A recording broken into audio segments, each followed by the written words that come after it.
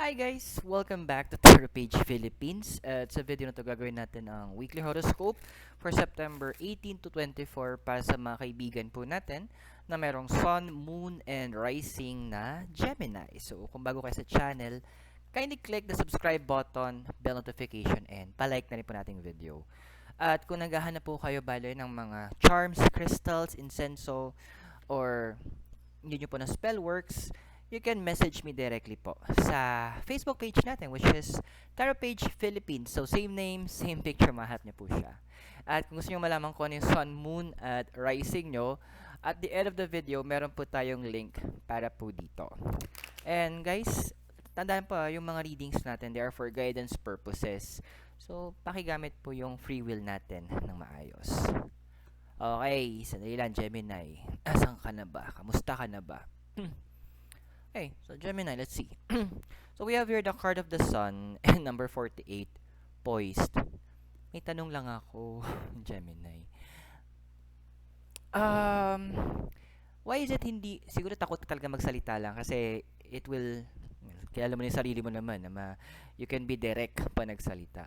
Pero kasi andun yung point deep inside with the card of the Sun na parang you feel there's an eclipse of emotion na parang hinahide mo yung totoo, hinahide mo yung mga bagay na kaya mo pang gawin. Actually, there's more eh. Marami ka pang pwedeng ibigay, marami ka pang pwedeng ilabas, marami ka pang pwedeng ipakita. Now, with the card of the poise here, kasi yung iba sa inyo, iniisip nyo pa yung pwedeng maging reaction ng ibang tao, what would they say, how would they react. Ang question ko lang dito kasi, sila ba ginawa nila yon? Sila ba sinalang-alang nila yung magiging reaction mo, mararamdaman mo? Oo, andun na ginagawa mo tong lahat kasi masaya ka sa mga ginagawa mo. Pero the thing is, pag binigtad natin yung sitwasyon, magiging masaya ka pa rin ba kapag sila na yung gumagawa? Or ikaw na may kailangan? Sometimes you need to understand na kailangan mo maintindihan, na kailangan mo din magsabi. Kailangan mo ilabas yung sa loobin mo. And most na nakikita ko dito sa Gemini na may Sun, Moon at Rising, pagod yung nakikita ko dito. Pagod kasi pagod umintindi, pagod sa responsibilidad, pagod sa mga kailangan sa paligid, pagod kay Judith, dami.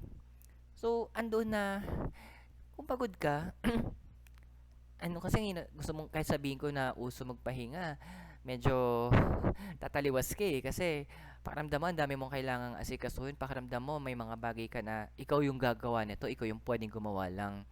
Technically, oo, ikaw lang talaga yung makakagawa. Pero, importante rin naman na inasikaso mo yung sarili mo. Importante din na concern ka. Kasi, hindi naman ikaw robot. Well, technically, makina nga, di ba? Kailangan ipahinga. Tao pa kaya? Ikaw pa kaya, 'di ba? Ayaw wag nating paabutin na yung mahapo tayo. Mapagod tayo na to the point na yung physical nating pangatawan na ang humingi ng, uy, Gemini, magpahinga ka naman. Na Gemini, bigyan mo naman ng oras yung sarili mo. Di ba sa inyo may mga nakikita ko na balak nyo magpagupit kahit ganto man lang, palis ang kuko, hindi nyo magawa. It's time na bigyan nyo naman sa sarili nyo. It's time naman na ipamper nyo yung sarili nyo. Ano kasi pumipigil sa'yo? The world. Tapos to be fair. So, walang ang pumipigil sa'yo kasi feeling mo kapag ginawa mo yon magiging unfair ka. Feeling mo na parang hindi may mas importante pang bagay eh. May mga dapat ito yung pagkagastosan ko, dapat ito yung bigyan ko ng atensyon, ito yung ang dami. Gemini, sabi ng card, to be fair, maging fair ka nga sa kanila. Pero, kailangan sinasama mo yung sarili mo doon sa equation. Dapat sinasama mo yung decision making. Then, meron akong binasahan nun, face to face siya. Tinanong ko, kung meron kang gustong tulungan, sino yung tatlong tao na pwede mo matulungan? Sagot siya, sabi niya yung magulang niya, tapos yung mga kapatid niya, tapos yung boss niya na mabait sa kanya. Sabi ko, nasaan ka doon? Nasaan ka sa equation? Di ba dapat una mong tulungan sarili mo? Kasi pag natulungan mo yung sarili mo, naayos na bigyan mo ng oras sa sarili mo, hindi ba mas magkakaroon ka ng dagdag na kakayanan para maitulungan sila? Na hindi lang tatlo yung pwede mo tulungan, baka mas madami pa. The world, ano kasi na ano eh, yung energies na kuha ko sa Gemini, a lot of you guys is ando na medyo mabigat yung pasanin. Yeah, tatawa-tawa lang, ngingiti-ngiti lang, nagmamataray ng very light. Pero, I hope you heal dun sa mga bagay na hindi mo kayang pag-usapan. Na mag-heal ka dun sa mga bagay na hindi mo masabi sa ibang tao. Yung mga struggles na yon. Kasi yun yung pipigil din sa'yo eh. Na pakiramdam mo, literal, pasan ko yung daigdig. Be fair. Be fair sa sarili mo. Maging patas ka naman. Your crown cards is the Hermit and the Tribe. Alam mo, parang deja vu. Yung nakikita ko dito. Parang ganito na naman yung readings mo eh. Parang the last time. Parang last week ganito rin eh. Kung tama yung naalala ko. Hermit, ando na ano eh.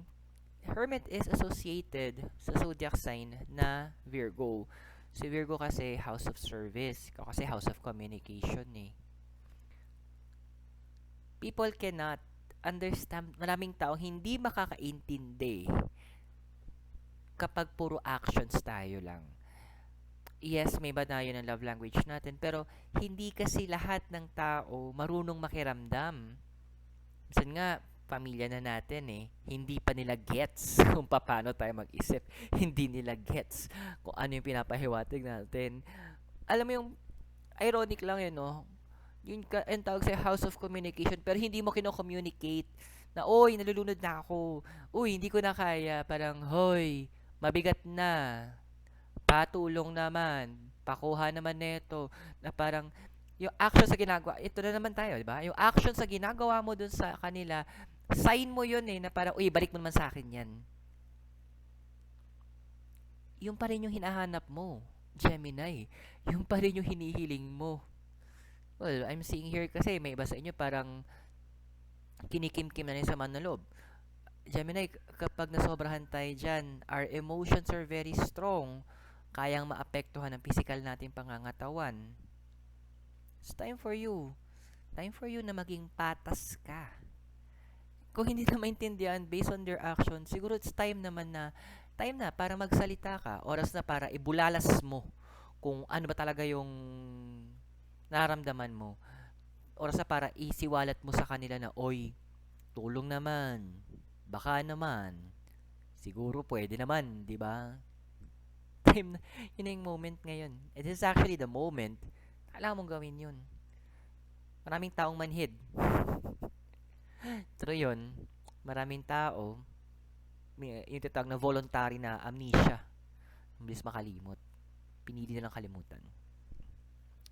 Yung foundation mo dito, never-ending story, tsaka 7 of Swords. Yan.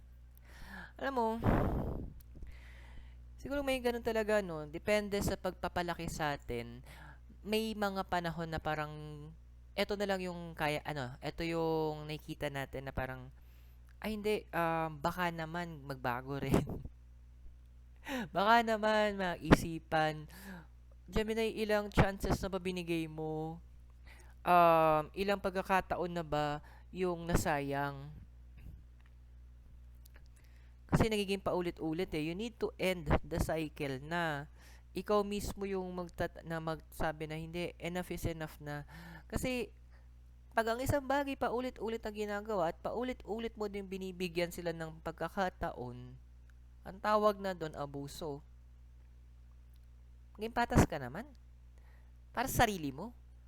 O sabi natin, hindi lang para sa sarili mo, para sa mga mahal mo sa buhay. Kung isa kang magulang, para sa mga anak mo. Kung isa kang empleyado na may posisyon, para naman sa mga nasasakupan mo. Kung nasa posisyon ka, para sa mga taong nasa ilalim mo. Mga taong inaalagaan mo, mga taong binabantayan mo. It's time na, Gemini. Medyo long overdue na paulit-ulit na. Magbigay ka ng ultimatum kung kinakailangan. Kasi kung yun yung pwedeng gawin para magtigil na sila, gawin mo. Diba? Sa recent past mo, meron tayong Seven of Cups tsaka mending. Well, mending is about healing. Huwag mo ipagpabaliwala yung pagpapagaling. Sa lahat ng aspeto to, ha? Emotional, physical, mental, financial, spiritual.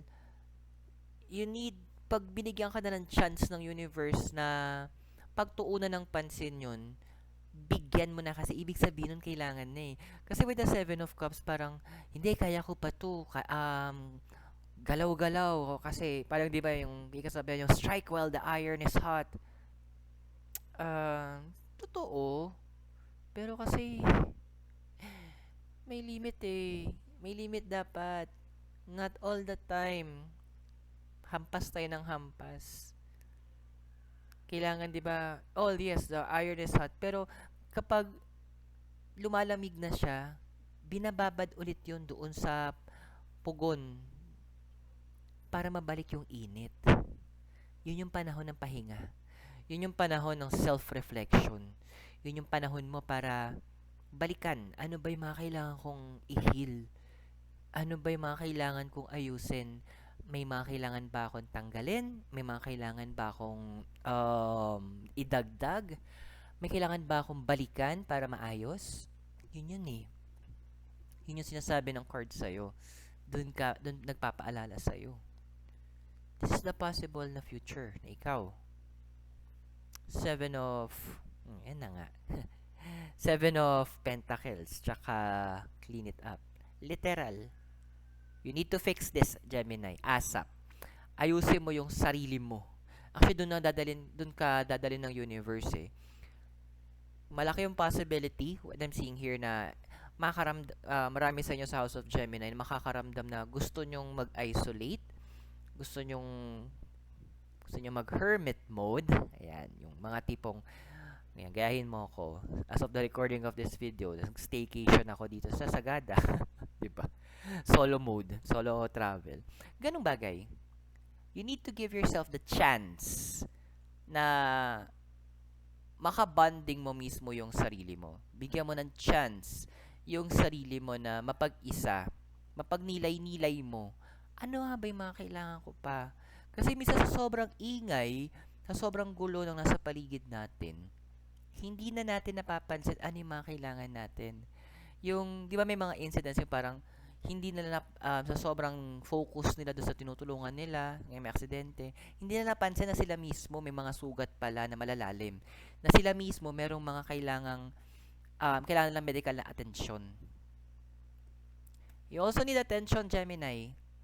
Atensyon na kung saan isasaayos ka, atensyon na kung saan uunahin ka, atensyon na kung saan papagalingin ka, pagpapahingahin ka, atensyon na kung saan papakinggan mo naman, ano nga ba yung gusto ko? Ano nga ba yung kailangan ko? Ano nga ba yung mga kailangan ayusin? Kasi nga, babalik tayo. Kailangan mo maging fair sa sarili mo. Hindi pwedeng okay na yun. Okay na ako. Physical environment mo, meron tayo itong Ace of Wands tsaka regeneration. Ay, minsan nga sama-sama kayo, Gemes, lakad tayo. Organize nga kayo ng group. Gawa tayong parang retreat, ganyan. Spiritual retreat tayo. Ako yung nahihirapan para sa'yo eh. Hapo ka na eh. Galaw ka pa rin ng galaw eh. Kasi meron kang goal. Hindi ko lang maintindihan, dalawa kasi nakikita ko dito eh. So either hindi mo sinasabi kung ano yung goal, para kung yung vision mo para yung mga kasama mo o kapareha mo o kung sino man yung mga nakakonekta sa buhay mo, pareho maging alam nila kung anong direksyon ng tinatahak mo. o andun niya o andun na hindi nila maintindihan o pinili lang wag intindihin o sadya talagang yung lang sa vitamina tapos ayun deadma lang sila. Girl, dude, mingi na yung sarili mo ng pahinga oh. Kalma naman. If kailangan mo ng quick getaway, sabihin natin pumunta ka ng tabing dagat o park o gusto mong umakyat ng bundok, gawin mo.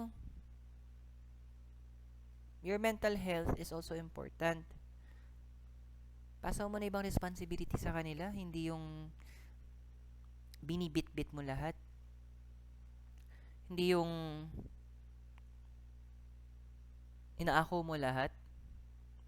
Ako yung nabibigatan para sa'yo. Ako yung nahihirapan para sa'yo.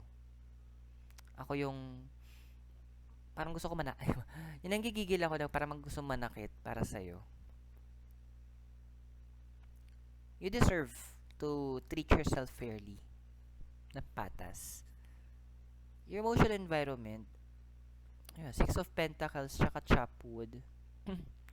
Si Chopwood nagpapaalala, yung ginagawa mo ngayon, pwede mo na set aside panandalian, para maayos siya. Tapos yung Six of Pentacles, andun na marami sa inyo finances ang nagiging issue. Baga, tinatry nyo maging balanse, tinatry nyo maging mapagbigay. Pero, at some point, kailangan tumanggap ka talaga. Ang balon pwedeng matuyot yan kapag puro tanggap ng tanggap tapos walang source ng water, parang stock water lang doon, walang ilog na dumadaan ganun. Ikaw yung mauupos.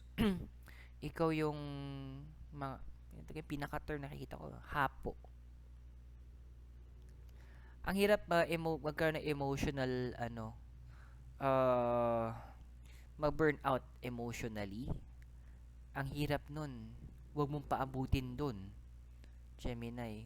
Kasi pag umabot ka dun, madalas, ang tagal bago makarecover. At ang laking pwedeng maging pagbabago sa'yo nun. Yung the way mong tignan, ang mga bagay-bagay, the way mong intindihin, gulo yun. Natingnan natin yung hopes and fears mo. Si Knight of Pentacles, tsaka flexibility. Yun na nga, diba? Umaasa tayo masyado. Parang, kayo naman mag-adjust. Parang, ako na lang ba lagi? Ako na lang ba dapat ang mag-iisip ng gantong paraan, ng ganto. Alam mo, minsan kailangan mo talaga itulak na lang sila. Ako nang gagawa. Tulak ko na lang sila papunta dun sa kailangan nilang gawin. Minsan nagiging kasalanan mo din, Gemini, ito kasi hinayaan mo maging komportable sila na ikaw yung gagawa. Paano nga kung hindi mo na kaya? Pipilit mo pa rin. Ngayon umaasa ka. Yung Knight of Pentacles, sa gumalaw sila. Alam mo yung kahit maglinis man lang ng bahay, kung hindi na kaya mag-contribute, di ba? ng finances. Ano naman yung mga gawaing bahay na parang pagising mo man lang, meron ka ng kapeng hihigupin at pagkain na nakahain na mainit. Ganun kasimple, di ba? Ano ba? Hope ka ng hope ng ganun. Alam ko, hope, sigarilyo Minsan kasi, if we place hope in people, tao lang yan they might, and they will fail us. So, kausapin ba na masinsinan? Magsabi ka na ng totoo mong nararamdaman, ha? Ano yung possible future, immediate future mo? Si Wheel of Fortune, tsaka si Treasure Island. Alam mo, kukonect ko tong cards dito, si Seven of Pentacles, tsaka si Clean It Up, yung ikaw, tapos yung kinabukasan mo.